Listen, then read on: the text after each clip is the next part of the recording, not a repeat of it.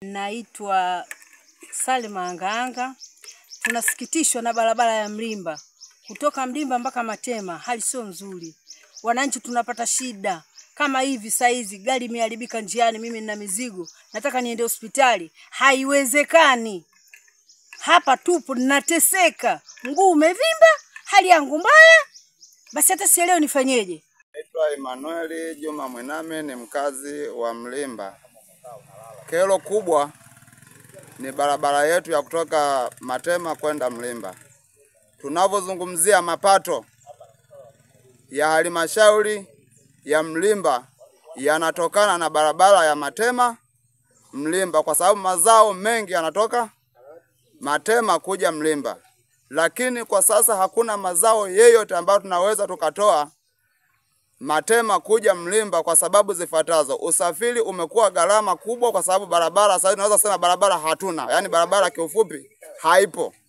Hivyo basi kwa kuwa tuna imani kubwa sana na serikali yetu, tunaomba barabara hii angalau ndani ya mwezi mmoja iwe imekaa vizuri tuweze kutoa mazao yetu na kukabiliana na hali ya soko iliyopo. Ombi kubwa ni barabara yetu. Tuna uchungu na hii barabara kwa sababu ndio tunaishi Mlimba kwa sababu ya hii barabara. Tunaomba sana sana sana. Tuna imani na Mama Samia wetu, tuna imani na rais wetu, tuna imani na diwani wetu, tuna imani na mbunge wetu. Tunaomba barabara hii ifanywe kazi chonde chonde. Ombi langu kubwa ni hilo, barabara ya Mlimba tu Matema. Basi. Usia Njawike. Barabara ya kwenda Matema imekuwa mbaya. Tunaomba kwa msaada wako na amani zako zote niliyokuepo hapa. Nimeangalia barabara na nimekuja huku kwenye shule ya sekondari. Barabara imechafuka na mimi mwenyewe nimetoka Matema. Hali mbaya. Mama, tunaomba kwa msaada wako tusaidie, barabara yetu haifanani. Kwa mawazo yako unayokuwa nayo, kwa maisha yako uliyokuepo nayo, kwa malengo yako uliyokuwa nayo, tusaidie kwa mikono miwili, barabara iwe na amani, iwe nzuri. Baba tunaomba, mama tunaomba msaada wako. Juma Pandula ni mkazi wa Mlimba. Tunaomba serikali, tunaomba mtusaidie, barabara yetu ni chafu. Naomba msaada kutoka kwenu. Habari, mimi kwanza ni kushukuru wewe binafsi kuja. Hiki kilio cha hapa barabara yetu ya kutoka Matema kwenda Mlimba au kutoka Mlimba kwenda Matema, kilio hiki sio cha leo. Na hii barabara mkandarasi yuko site. Nimelalamika, nimekwenda kwa meneja wa mkoa.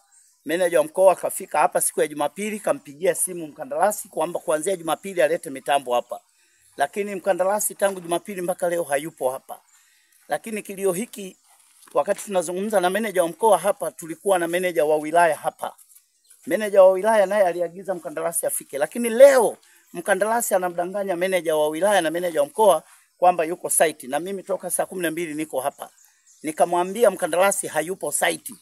Ninaomba sana kilio hiki ambacho wananchi wanalia na mimi ninalia kwa niaba yao, kwa sababu kashfa hii naipata mimi, anaipata mheshimiwa mbunge, anaipata mheshimiwa rais.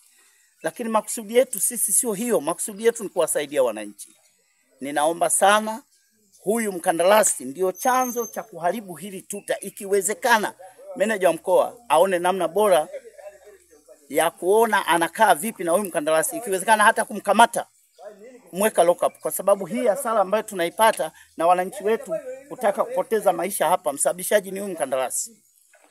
Kwa hiyo ninaomba ujumbe huu ufike na mkandarasi wetu Ezra popote mahala alipo, kwa sababu hii kazi toka inafanyika nampigia simu hajawahi kufika hapa.